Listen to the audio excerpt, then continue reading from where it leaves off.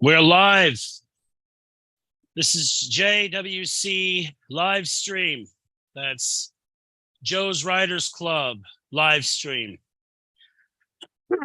Today is a JWC Paranormal Inspiration show with Tom and I. I'm Ricky, as the screen says, and that's Tom up there. How is everything? We're both high. Oh, well, for me, I'm dancing through the clouds when it comes to the creativity lately.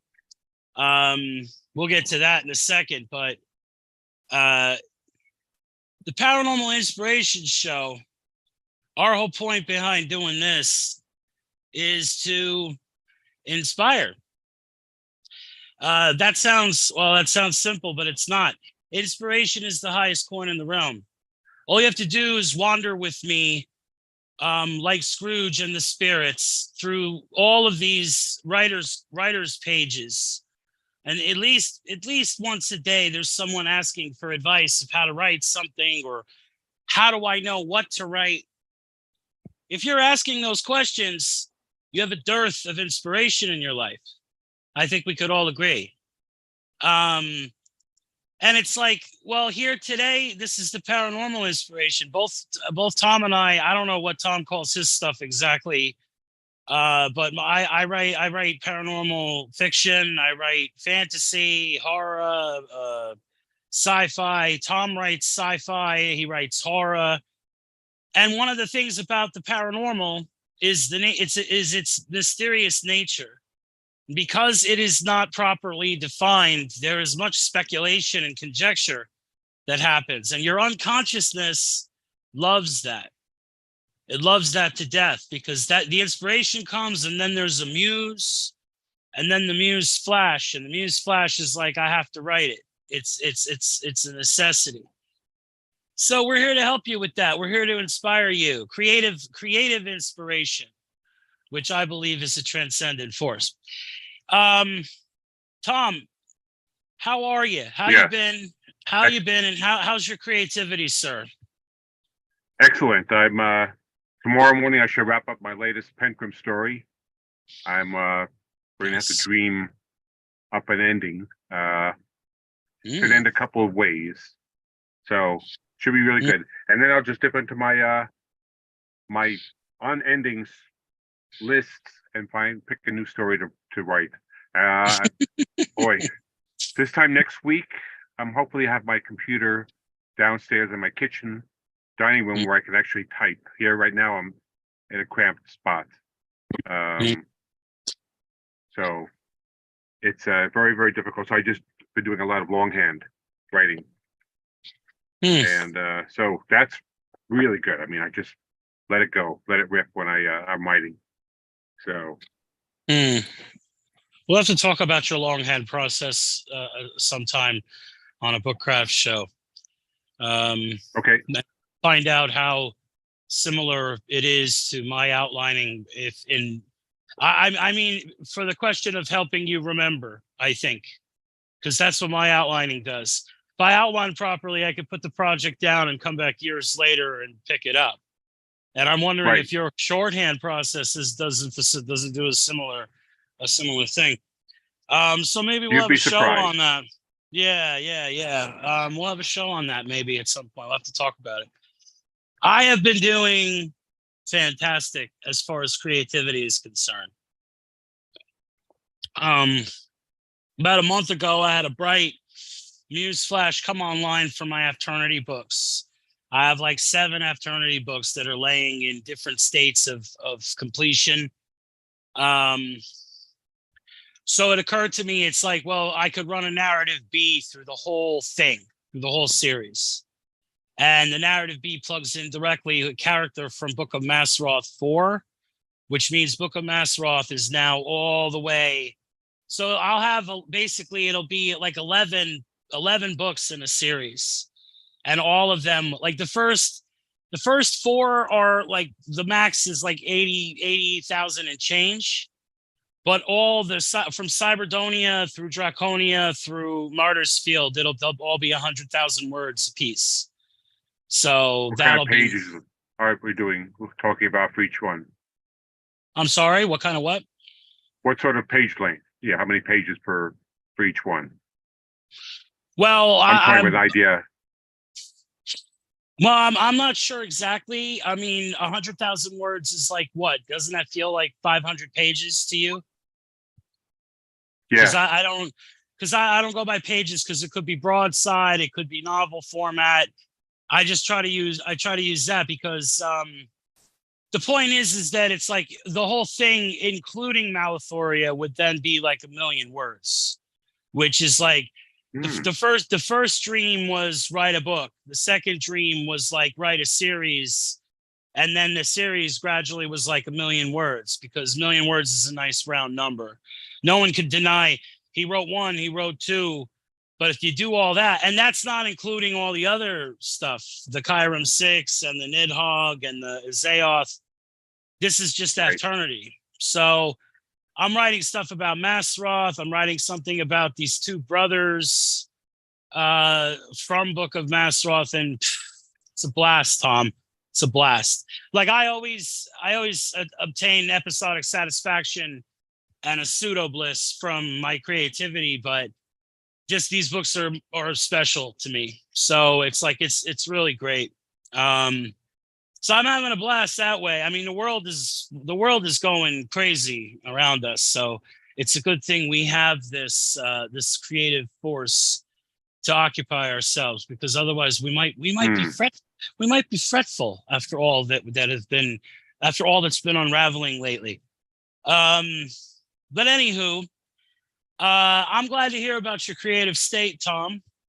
And I know that this type of format is generally speaking your favorite situation. We're doing paranormal inspiration, folks. As I said at the beginning of the show, and the point behind this is to help you. Well, at least for my part, Tom has plenty of boons and treasures to hand out from his perspective. My part is world building, inspiration, world building, those two things. So if you want to write a story, paranormal fiction story or a sci-fi story where there's a secret something or other going on, like a secret society, a shadow government, the point is there's some sort of partition, bifurcation, something is unknown. Everyone on a world does not know about X. And if they knew about X, all life would be different on the planet. Mm-hmm. So where we're going today, we're reading this book selected by extraterrestrials. I was watching some sort of documentary because I was doing an author hop. Politis said something, and then I followed, well, you should check this author out. So then I was like, oh, wonderful. And then I went and I found this documentary, 2-hour thing, and they devoted a significant amount of time to this guy's book, William Mills Tompkins. So Tompkins he wrote Selected by Extraterrestrials. I think it's a trilogy, but this book is beefy. This first one is plenty. It's plenty. It's like a stack of pancakes. It's got data. It's got stories. What we'll do is we'll go to the chapter that we're going to read. We'll get into that for a little bit, and then I'll explain the gist of a book like this, because you want to have a little taste. But this thing, we could read this for 2 years. It's thick. So the book is Selected by Extraterrestrials: My Life in the Top Secret World of UFOs, Think Tanks, and Nordic Secretaries. So that would imply that he had dealings, either professional or otherwise, with a tall Nordic. And those people who are hip with the alien races that people claim to know, those are the ones that allegedly had to do with the witch Maria Orsic and other notables in the whole German saucer program that issued the Honeyboo, which is supposed to be the honeybee UFOs, which there's this conflict, but for the sake of this book, we're not going to be conflicted about the interpretation. We're going to use this book as our base. Because when you acquire inspiration, you have to have source material. And it's best to use 2 or 3, right, Tom? I mean, how many saucer books did you read? How many horror books did you read before you were like, oh, I have a story now, before the inspiration happened, you know? Well, that I don't know, because I read so much before I wrote a single word. Oceans. So hundreds of books, let's call it. Yeah. Yeah. Mm-hmm. No, you don't got to read. And it all goes in, and it's all reference material in my head. Yeah, that's the nature. That's the nature of the unconscious mind, is that it stores everything that consciousness can't. At least in theory. That's the theory I'm going with. So this is chapter 5, Naval and Planetary Star Missions, which is a tasty little thing to hear. In support of what we thought were naval intelligence requirements, we continued to combine Dr. Klemperer's suggestions for the spaceship propulsion with our concept engineering designs, sometimes bypassing Klemp. Elmer Wheaton, our VP of engineering, hit up Jim Jenkins and me. Jim was my sharply dressed Errol Flynn lookalike, as well as the other June grad concept guy in the tank. Caught us both running for the door one evening at 6:30, trying to get out early for the engineering dance that night at the Beverly Hills Hilton. Okay, you two, you're not getting out of here this early, he said. What do you mean early? I said, catching Elmer's grin. Quitting time is 4:42. Quitting time was 4:42 in engineering. It's never been 5 o'clock for you two. Get your butts back in here. It'll just take a minute. Admiral Conway from NADAC has a separate naval space group now, and he's coming out in 3 weeks. I would like you two to clean up our mission concepts. You'll have to make do with your current assignments for now. You guys will also be involved in the presentations. Okay, Elmer, you're the boss. See you at the dance. Next morning, Jim and I pull all our naval space files, specifications, sketches, layouts, configurations, drawings, having done this before. I said, let's split the tasks right down the center. Okay, Jim agreed. I read our original mission statement aloud, which we wrote the previous year. The modus operandi of naval vehicle systems in space has its military justifications in supplying our planet with offensive and defensive spacecraft. Such systems will be needed if missions into space are to extend beyond the very occasional scientific expedition. The existence of methods of effecting such combat craft will also provide an incentive in addition to the present ones, which may be classed as military and scientific. It is pointed out that while short transit times are important for manned flights, longer and consequently more complicated flights are conceivable for manned missions. It is worthy of note that various vehicle missions can be simulated in the laboratory, and where that is not possible, as in the case of a stress-free framework, the problems are susceptible to mathematical analysis. Jim says, do you remember when we got pulled off all these naval spaceship programs? He nodded. It was last September. Well, why don't we define or at least lay out where we were then and try to pick out the items Admiral Conway hit us with on the most? That's great. Let's start with the battle group and its support.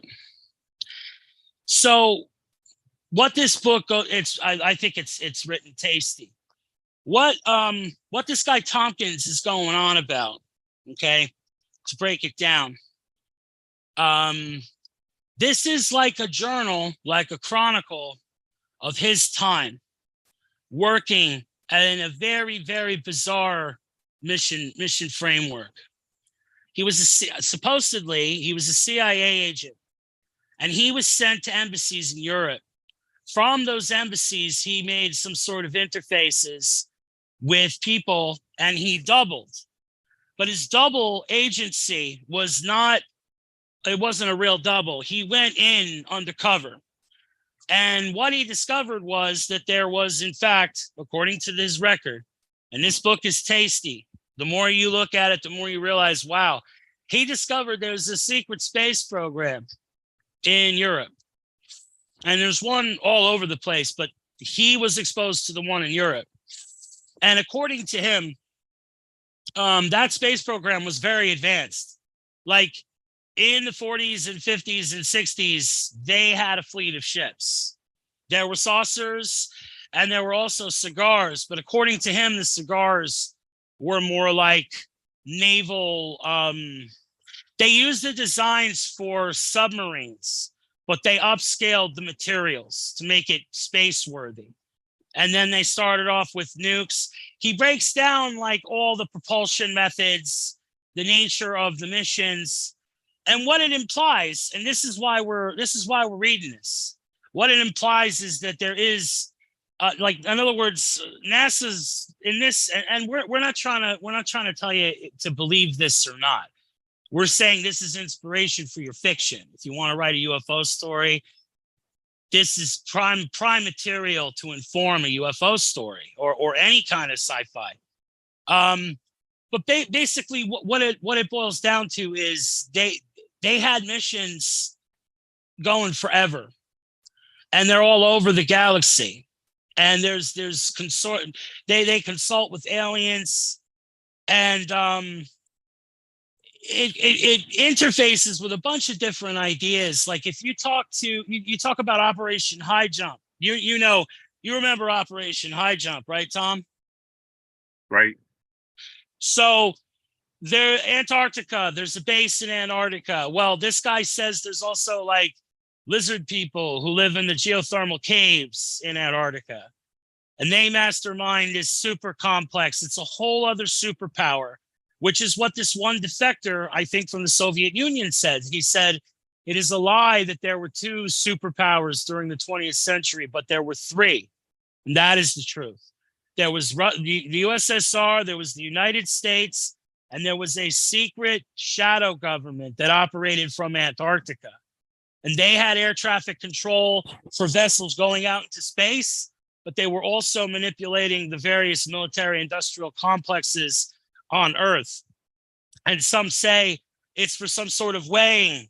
Whoever comes out on top, whatever system comes out on top, they will then go with that person, or that belief, that way of life. And they'll be like, okay, Earth is like this now. One day, Earth is like this now, because the people have to wake up. And with all the talk in the news lately of UAPs, that new magical acronym, which translates to UFOs, which they categorically denied for the better part of 70 years. Everyone was like, oh no, you're crazy, UFOs. No, now Congress is talking about UFOs. Now we have whistleblowers. They say they have non-human biologics and craft that do not conform to any engineering specs designed on Earth, or something along those lines. And he said that on the marble of Congress, talking under oath. So why would he say that? We could all say, well, it's probably a distraction for this or that.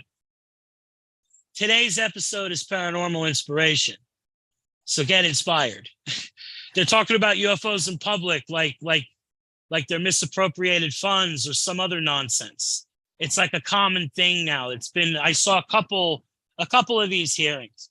So imagine if there was a secret space program, and imagine if there was a third superpower, and that all these UFOs we're seeing, some of them are aliens, some of them are made by people, reverse engineered. And what did they do to get that technology? Just if you outline this book, you could definitely sit there and go, I like this. I don't like this. This would be good for me to write about. This falls in line with my main character or an arc that I'm trying to accomplish. And there you go. All right. I've been reading this book. Fascinating. Giving me ideas for Nidhogg 2 or whatever, or the whole Nidhogg series. You know what I'm saying, Tom? I mean, this book, I mean, Tom has a wealth of such knowledge. He's studied extensively. When I first met Tom, we were finishing each other's sentences about a lot of this paranormal jive. And so, Tom, what do you think about this, the whole concept that this book lays out? Oh, very, very interesting. It could be anybody. I mean, I wrote a Star Trek novel about that same third major power in the 20th, 21st century. On my end, it turned out to be Captain Nemo and his men Nice. wanting to create enough technology to leave Earth forever, so they could leave war behind. Cool. And so behind the scenes,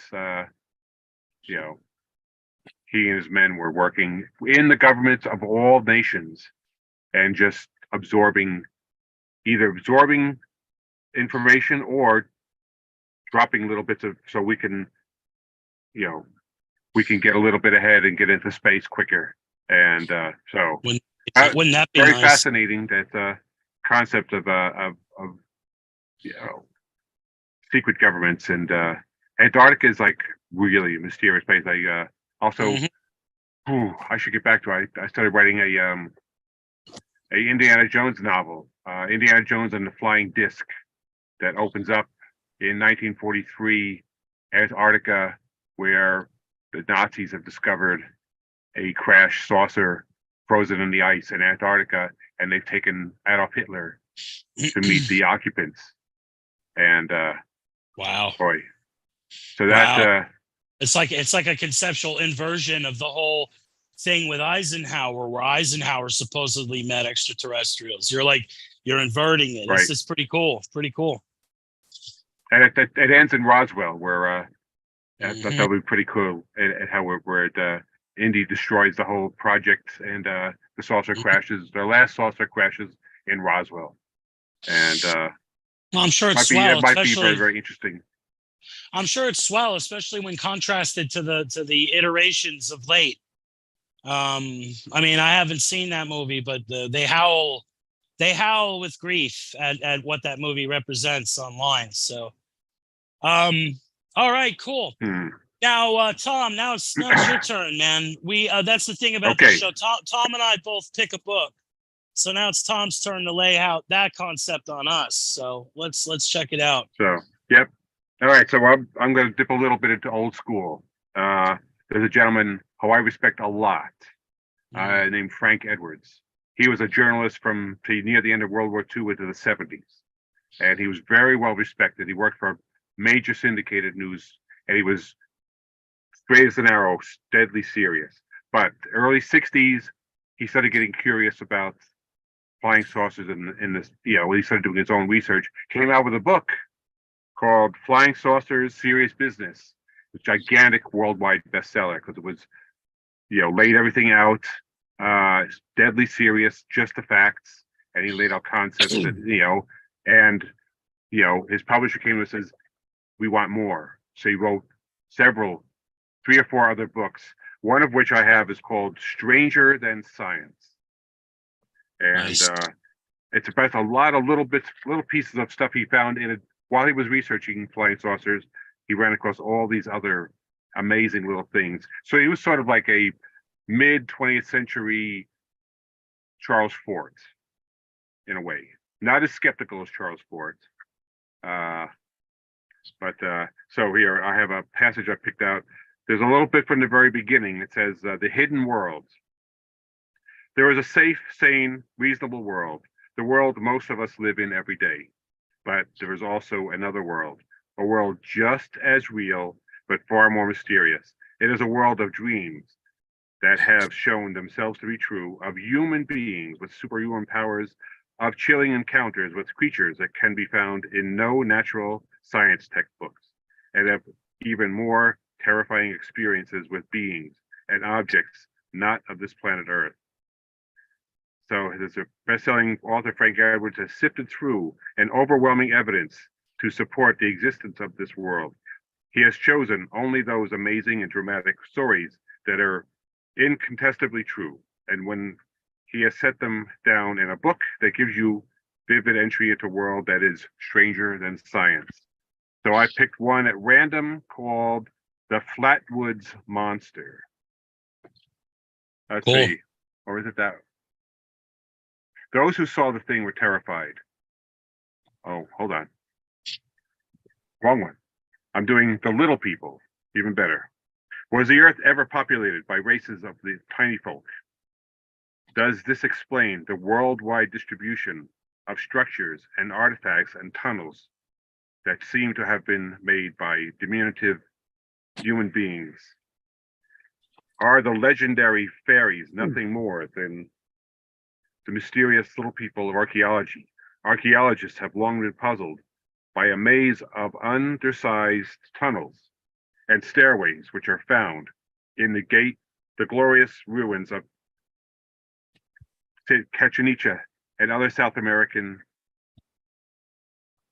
dawn sites and cities. Tunnels so tiny that children have difficulty negotiating their sharp turns. Doorways so small that their use can only have been restricted to what we call midgets. Yes, both the tunnels and the doorways bear evidence of use, and a great deal of it. For the hard stone for which these passages are made are deeply worn. Who were these little people? Where did they come from? What happened to them? At this late date, it is unlikely that we shall ever have the answer to these questions, barring some mere numerical discovery of evidence which could provide the clues we need. All that remains are miles of narrow tunnels cut through solid rock and deep within the earth, worn by tiny feet. The artifacts that have been found in various places around the globe, including the beautifully worked little ivory pieces from Siberia, the Aleutian Islands, and the so-called pygmy flints, perhaps perfect arrowheads, scarcely a half an inch long, but unquestionably shaped by human hands. The tiny hands that made these things have vanished down the trail of time, but the evidence indicates that these people must have been very small indeed. To this day, there are scattered races of comparatively small people. The Bushmen of Africa are such a race, fully developed, yet they average about 4 feet tall. Some of the Australian Aborigines average less than 5 feet tall, and the smaller numbers of the tribe appear to be stunted, perhaps by disease or malnutrition. There are races of tiny people with us today, but no race of really tiny people.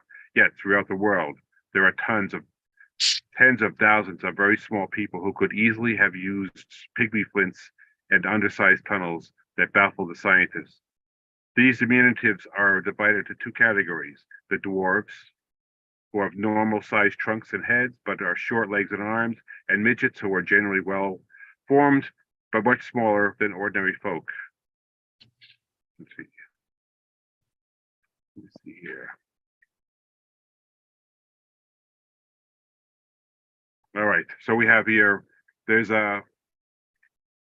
in Hawaii, they're the Menehune, who are tiny people. They average about 2 feet tall, that when the Polynesians first got there, they found ruins and they found tunnels and they found lakes and aqueducts and stairs and walls already in place. And they got there 1800 years ago. And so they knew that the little people were there in the Hawaiian Islands. And when the Europeans got there, they said, "Oh, these really nice walls and stuff you built there, how come they're so small?" He goes, "We didn't build them. We found them here. They were already here when we got there." And so lots and lots of what do you call it? The legends and stories and myths of little people in every corner of the earth you can imagine. So very okay, very good fuel for storylines that you could just say, what if they're still here? Right? What if they're just in hiding and they only come out under special circumstances, or so No, yeah. and there's I saw it one time when I was a kid, 14, 15 years old. We went out west, and in Montana there was a cave, and inside the cave was the fully formed human mummy sitting on a ledge, but it was only 18 inches tall. and it was an adult female that was mummified, and so that just really blew me away when I was a kid. I was like, wow, here's all those books I read, Charles Fort and Frank Edwards, and here it is right in front of me. And it's since disappeared, of course. Things like that happen. But yeah, there's an awful lot of small peoples out there that may or may not still be around. That's my key. That, you know, and very inspirational. I think that giants in the earth and also very tiny people. It's there's traces. Yeah, great minds think alike, because I was getting to giants. Now read that book. What was the title and author of that book again? Just so we Stranger Than Science by Frank Edwards. It's still in print. Yep. It's available on Amazon. You can get an ebook, etc. It's yeah. Well, he did a book, Strange World and Strange People. That's his 4 books that I know of. And Flying Saucers Serious Business is still one of the 2 or 3 best books ever written about UFOs. And that was 1965 when that came out. It sold 10, 12 million copies when it came out all around the world. And cool. So all the other books, the books before, the Charles Adamski stuff and the Contactee stuff and Loopy Weird, stuff. This was one of the first really serious books on UFOs, and people just ate up because people were hungry for information and the truth. And they still are. Yep. So, I mean, a lot of people are. There are some people who act like they don't care, and there are some people who think even now that it's all rubbish. But that's not the point. Right. It's especially not our point. Okay. Oh, that's cool. Very cool. So here's the cover. This is exactly my edition that I have.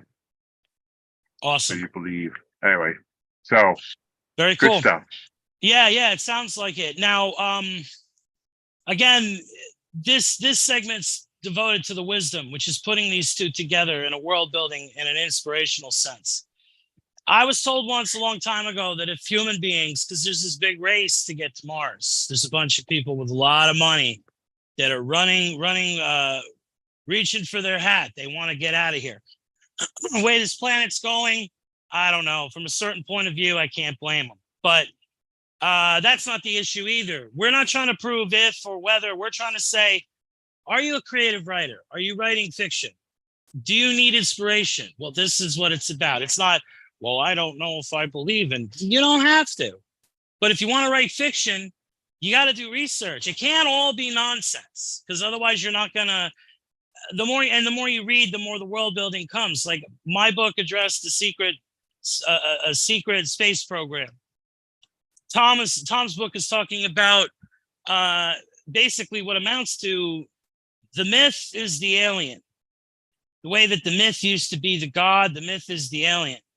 There are people that say that if humans were born on Mars, if such a thing could be possible, that their muscle density would be different, the bone density would be different, and they would be taller. And that's because of the gravitational norm.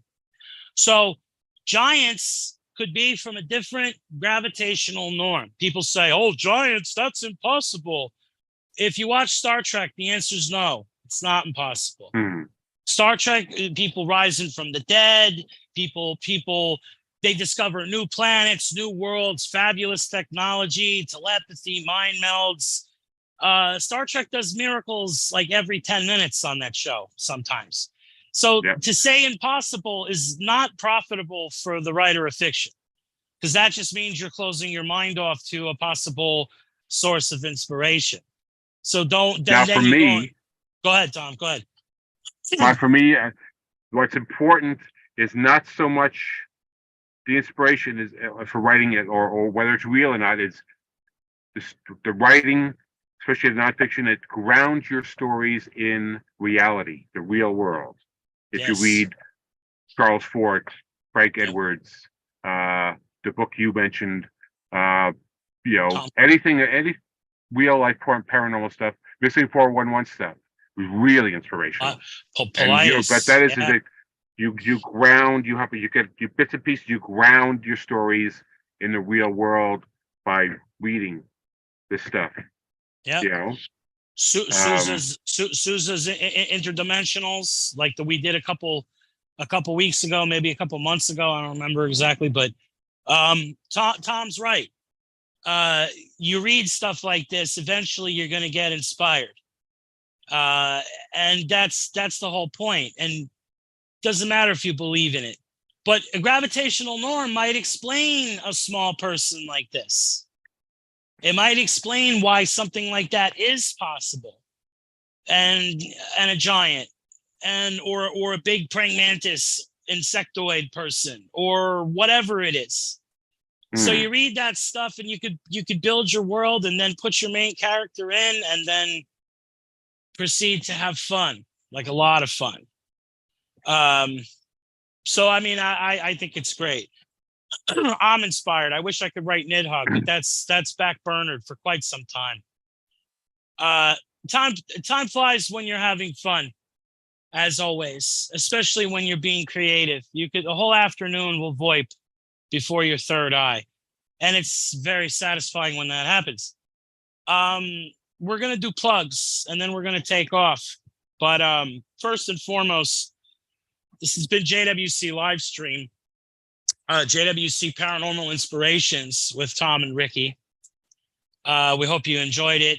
Head over to joeswritersclub.com, joeswriters.club, sign up on forums, check out our social media, Facebook, Twitter, Instagram, and for me, most important, head over to our YouTube channel. Please like and subscribe and share with any who you feel would benefit or enjoy the content.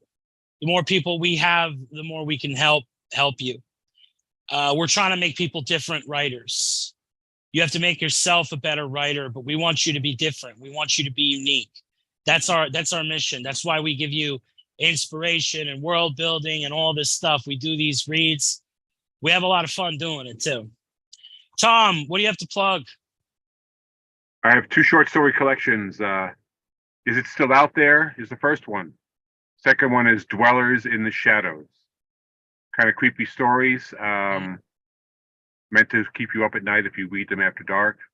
You know, and I also have a Vela novel. It's 45 chapters, episodes at the moment, called Of Thieves, Dragons, and O'Hara. A lot of people mentioned they happen to like it, and Joe has been reading it, so I'm happy that he's been tuning into my Joseph Joe Ivaldi. Right on. Yeah, Wolfman and I have been talking about doing some shows. We'll see. He and I used to podcast years ago, so that might be nice. What I'm plugging is Nidhogg Chronicles, Crusade of Shadows. Richard Andrew Olkus, that's the author name. Nidhogg Chronicles, Crusade of Shadows.